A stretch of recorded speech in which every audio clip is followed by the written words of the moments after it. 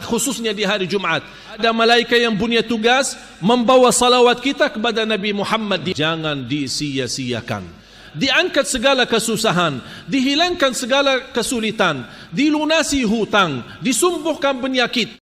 Assalamualaikum warahmatullahi wabarakatuh. Allahumma sholli ala Sayyidina Muhammad wa ala ali Sayyidina Muhammad. Pada kesempatan kali ini, marilah kita dengarkan bersama ceramah dari guru kita, Syekh Ali Jaber, tentang amalan dahsyat di malam Jumat dan hari Jumat. Untuk lebih jelasnya, mari kita simak bersama tayangan berikut ini. Kunci kebahagiaan dan keselamatan dunia dan akhirat taqwa.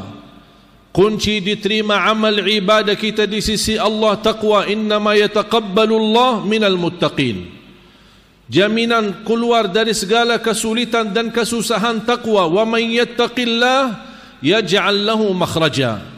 Bahkan menjaminkan rizki dari tempat yang kita tidak pernah nyangka. Wa yarzuqhu min haitsu la yahtasib. Jaminan dalam kemudahan dalam segala kehidupan itu taqwa. Wa man yattaqillah yaj'al lahu min amrihi yusra. Bahkan dengan taqwa dapat jaminan selamat dari siksa neraka jahannam. Thumma nunajji alladhina ittaqaw wa nadharu adh-dhalimina fiha jithiya. Ma'asyiral muslimin jamaah Jumat yang dimuliakan Allah Subhanahu wa taala. Salah satu surah di dalam Al-Qur'an, tidak sah salat kita tanpa kita membaca surah tersebut. Surah yang paling agung, yang penuh dengan berkah, Suratul Fatihah. Memiliki nama yang begitu banyak.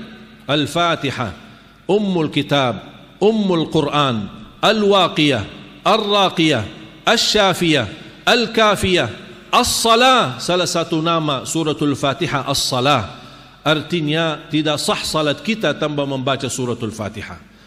An Abi Sa'id ibn al-Mu'alla قال كنت أصلي فناداني رسول الله صلى الله عليه وسلم فلم أجبه فعندما أتيت إلى رسول الله عاتبني وقال لما لم تجبني قال كنت أصلي يا رسول الله قال ألم تقرأ قول الله تعالى يا أيها الذين آمنوا استجيبوا لله وللرسول إذا دعاكم لما يحييكم ثم قال صلى الله عليه وسلم إني لأعلمنك سورة هي أعظم سورة في القرآن قبل أن تخرج من المسجد فعندما هم بالخروج من المسجد قال الصحابي يا رسول الله لقد أخبرتني أنك تعطيني أعظم سورة في القرآن قبل أن نخرج من المسجد وها نحن الآن نخرج فأخبرنا بما هي هذه السورة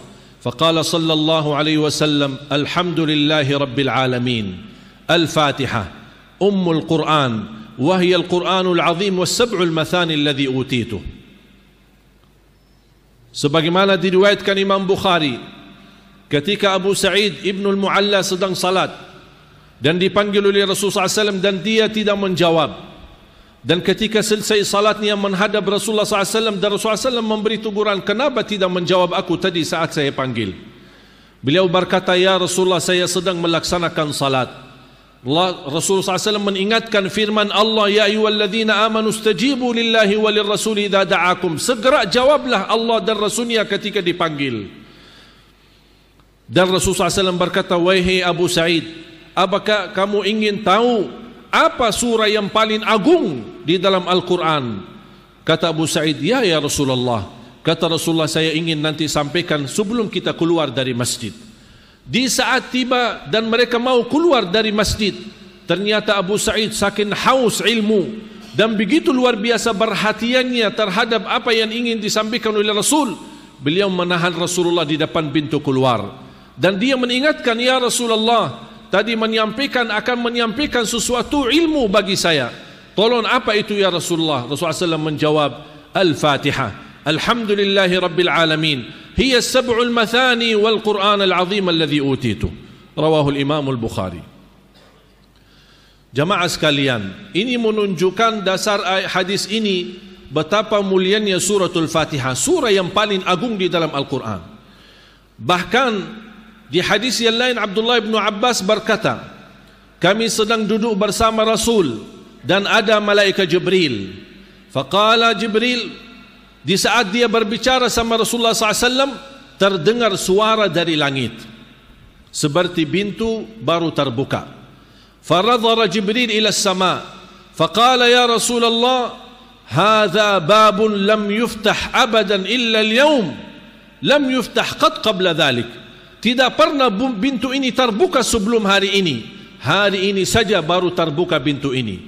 Dan dari pintu tersebut turunnya seorang malaikat ke bumi. Dan kata malaikat Jibril, turunyalah malaikat tidak pernah sebelumnya turun ke bumi, baru kali ini pertama kali turun ke bumi. Fasallama hadzal malak, dia mengucapkan salam kepada malaikat Jibril dan kepada Nabi Muhammad sallallahu alaihi wasallam. وقال أبشر بنورين لم يؤتهما نبي من قبلك قط سورة الفاتحة وخواتيم سورة البقرة ما سأل عبد بها إلا أعطيه. Sebagaimana kata beliau, berita gembira bagimu dan umatmu dengan dua cahaya yang tidak pernah didapat oleh nabi-nabi sebelummu.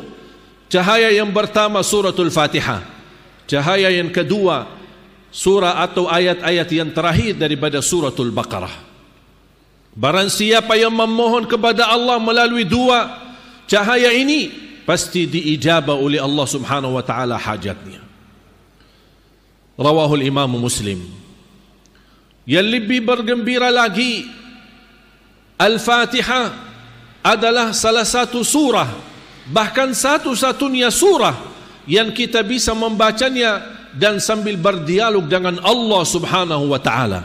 Makanya disunnahkan dan beradab ketika kita membaca Al-Fatihah, baca bertahap-tahap, berlahan-lahan, bersatu ayat, tidak disambungkan ayatnya, agar Allah Subhanahu wa taala menjawab kita setiap kita membaca satu ayat tersebut.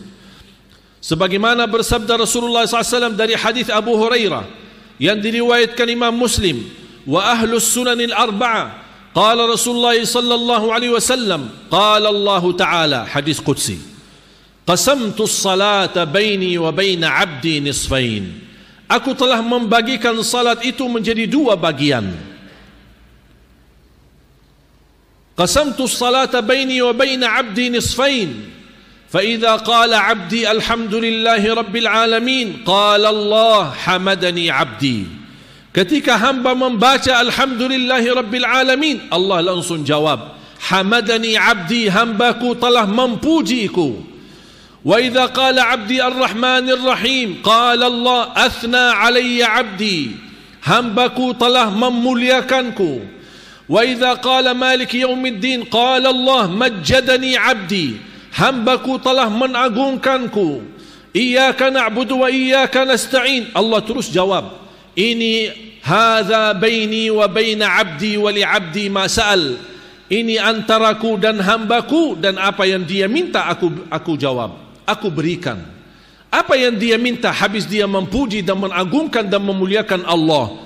Pertama permohonan dan yang paling agung memohon kepada Allah sesudah kita memuji Allah, ihdinas siratal mustaqim. Kita memohon petunjuk kepada Allah Subhanahu wa taala kepada jalan yang lurus. Qala Allah hadza li 'abdi, ihdinas siratal mustaqim, ini untuk hambaku. Siratal ladzina an'amta 'alaihim ghairil maghdubi 'alaihim waladdallin. Qala Allah, ini hadza li 'abdi, ini untuk hambaku. Amin, artinya Allahumma stajib, ya Allah mohon diterima. Qala Allah qad ajabt, diijabah oleh Allah Subhanahu wa taala.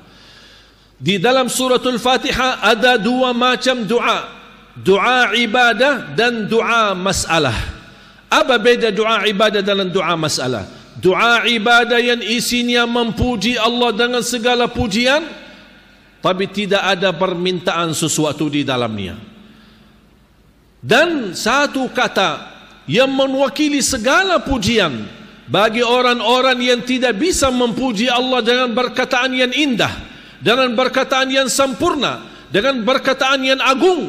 Satu kata mewakili semua pujian-pujian yang kita ingin sampaikan kepada Allah dengan hanya mengucapkan alhamdulillahi rabbil alamin, segala puji bagi Allah Subhanahu wa taala.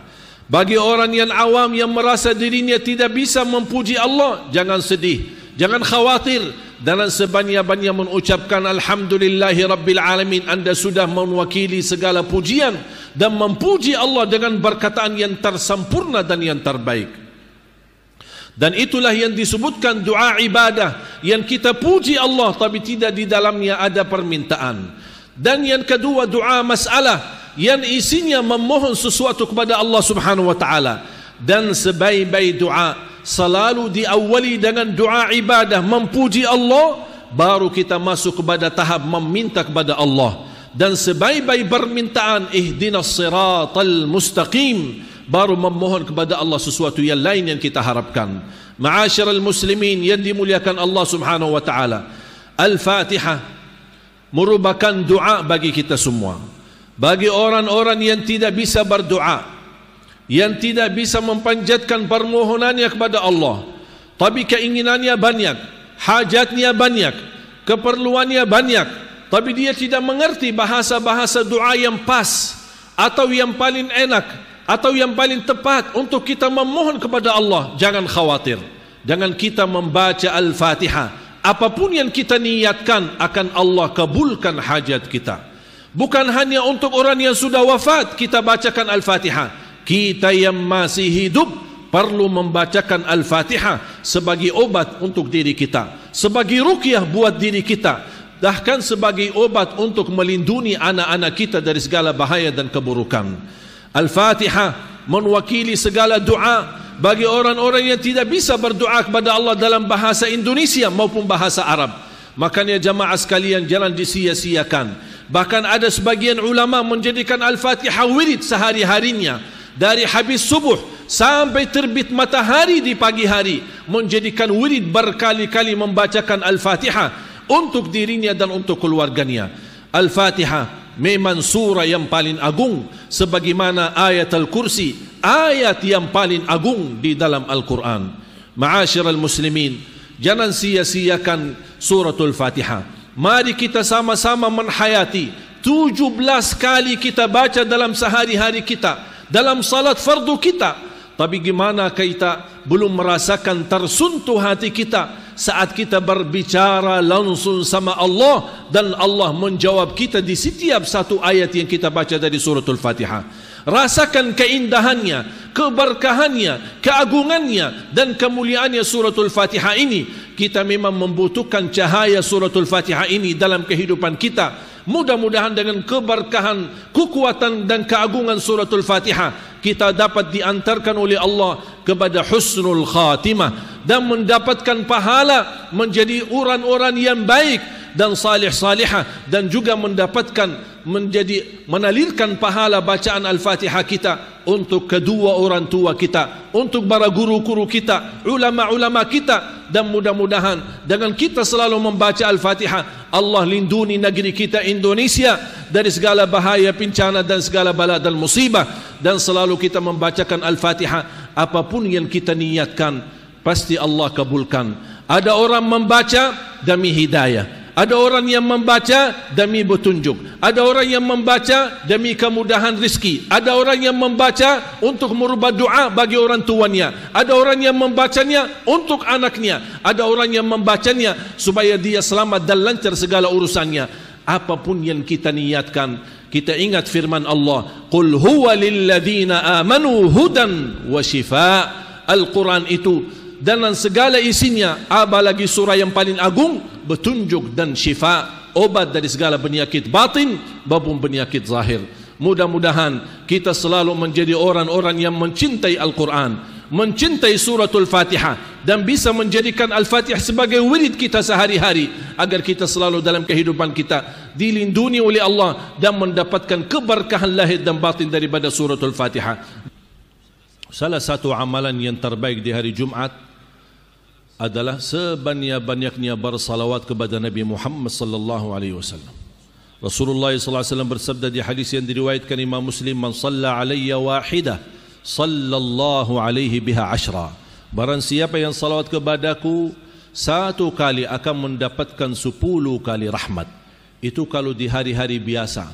Tapi lebih utama dan lebih khusus di hari Jumat, sebanyak-banyaknya kita bersalawat. Karena Rasulullah sallallahu alaihi wasallam bersabda, "Akthiru alayya minas salati fi yaumil jumu'ah, fa inna salata ummati ma'rudatun alayya fi kulli yaumi jumu'ah." فمن كان أكثرهم علي صلاة كان أقربهم مني منزلة.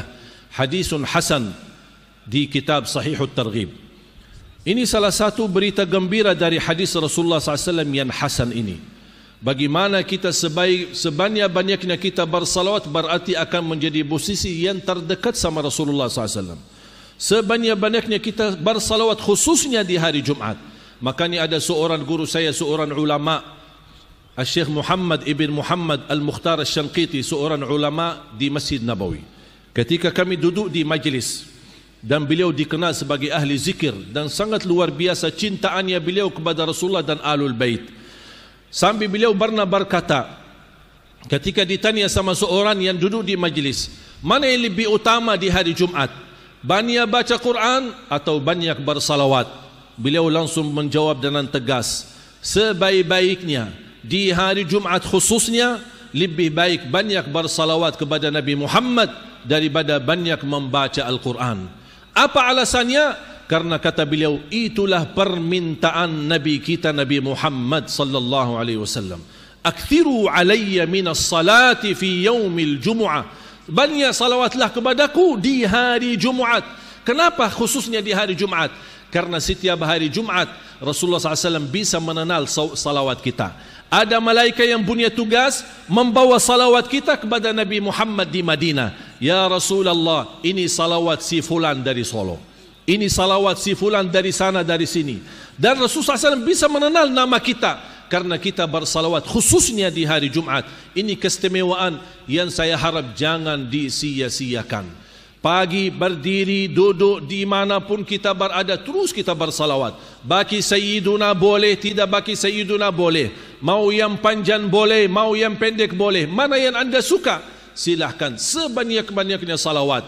Dijamin dengan banyak salawat, selain kita menjadi dekat manzilatan inda Rasulillah, dekat posisi kita bersama Rasulullah SAW, kita akan terjamin mendapatkan syafaatnya Nabi Muhammad sallallahu alaihi wasallam, diampuni dosanya, dijaminkan husnul khatimah, diselamatkan dari kematian mendadak, diangkat segala kesusahan, dihilangkan segala kesulitan, dilunasi hutang, disembuhkan penyakit. Banyak kemanfaatan daripada salawat. Kalau saya sebutkan manfaatnya, saya perlu khutbah berkali-kali untuk tuntaskan betapa manfaat dan keutamaan daripada salawat kepada Nabi Muhammad sallallahu alaihi wasallam. Cukup firman Allah, innallaha wa malaikatahu yusalluna 'alan nabi ya ayyuhalladzina amanu sallu alaihi wa sallimu taslima. Makanya perintah Allah kita selalu berkata sallallahu alaihi wasallam atau Allahumma salli ala Muhammad, ya Rabbi salli alaihi wa sallim. Allahumma salli ala Sayyidina Muhammad wa ala ali Sayyidina Muhammad wa sallim taslima. Ibadallah, mari kitalah sama-sama berdoa kepada Allah Subhanahu wa taala agar kita mudah-mudahan di hari yang berkah ini dengan berkahnya dan wasilah kita bersalawat kepada Nabi Muhammad sallallahu alaihi wasallam, mudah-mudahan terkabul doa kita dan diijabah oleh Allah hajat kita. Amin ya rabbal alamin. Allahumma ighfir lil muslimina wal muslimat wal mu'minina wal mu'minat al ahya'i minhum wal amwat. Allahumma salli ala Sayyidina Muhammad wa ala ali Sayyidina Muhammad.